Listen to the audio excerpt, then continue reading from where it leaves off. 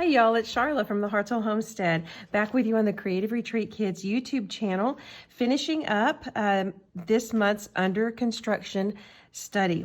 I'm going to be working on my reflection entry into my vintage junk journal project, and I have really enjoyed this study this month with beautiful reminders of building each other up, loving each other, encouraging each other, and really paying attention to our words, how we are speaking to one another.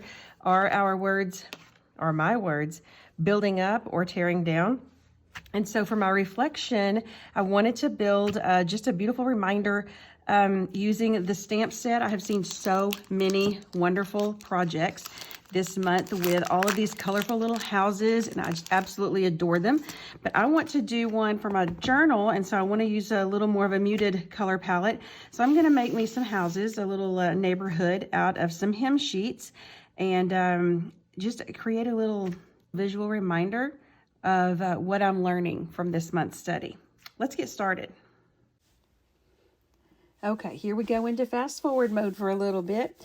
I am including some process snippets here because some of the steps just seem a little bit repetitive and lengthy.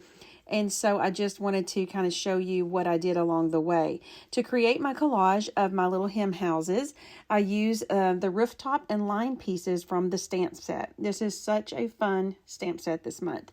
I am using Vintage Photo Distress Oxide ink as my rooftop and line color. Now, Creative Retreat Kits has a beautiful teddy bear brown that I wish I'd grabbed before now because it would have worked beautifully here. It is now in my cart and I'll have it ready next time.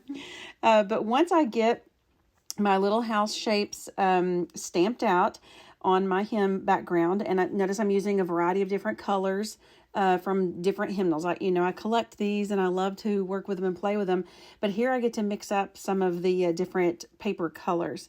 But I'm going to be fussy cutting each one out. Now, these are old papers, so some of them are very fragile, and so it almost just cuts as I hold the blade on it.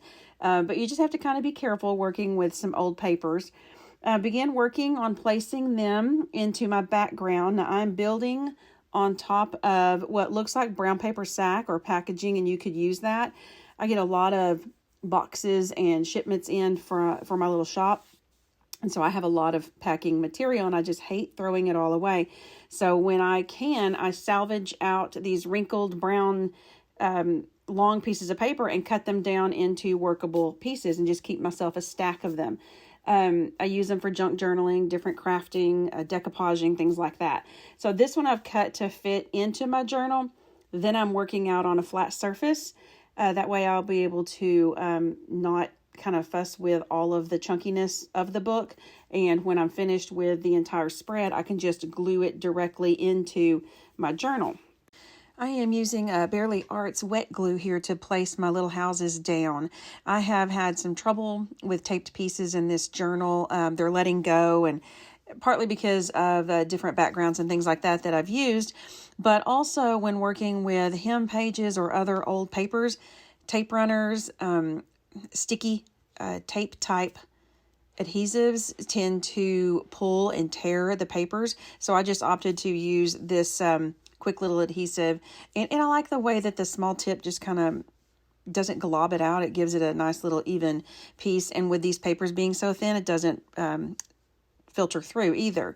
Now, my reflection answers will look a little different this month. Usually I kind of write them out on the copy of my devotional.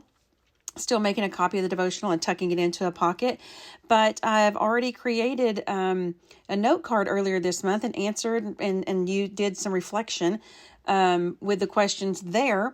And then in a little bit, I'm going to be making a piece that's kind of wrapping my neighborhood up with a big takeaway as a title as part of my reflection. So I also love that we have a reflection number 6 this month that is kind of like a personal application piece, putting into action what we have learned, kind of really paying attention to our behaviors, our words, our thoughts, things like that with other people.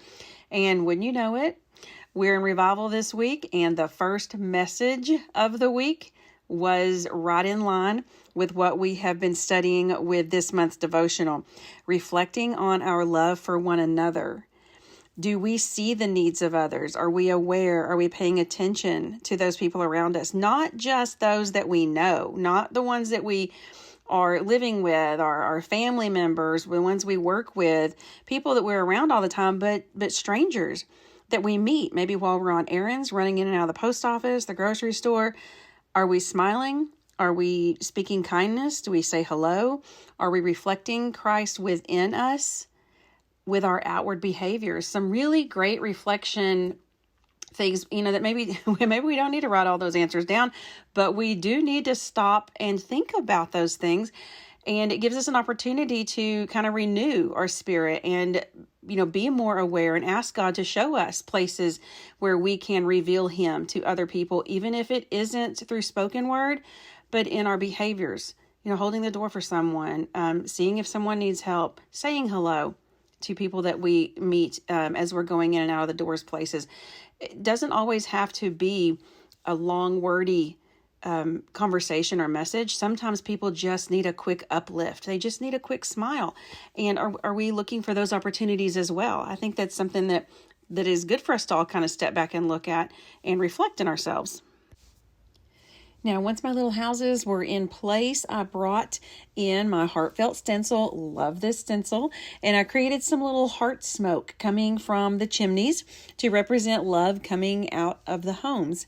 And my final piece to bring this page together is this little stamped fabric banner that I'm using to kind of wrap around my neighborhood or collage of houses. I used some of the words from this month's stamp set in the Creative Retreat Kit stamp or ink pad unicorn. I love how I could spend some quiet reflection time today and just reflect and create something that represents the art behind the heart of the study this month. I really enjoyed how this came together. And that's what I love about creative Bible journaling. As I sit, I ponder on it a little longer, create a visual, a picture, some sort of art piece that represents what I've learned, what's in my head, what's in my heart. And every time I see it, I'm going to have that visual reminder. I'll leave some product notes below. Now, there's still plenty of time to join us in this month's study with a physical kit or digital option, whatever works best for you. I know I'm certainly enjoying working through it. Y'all have a blessed day.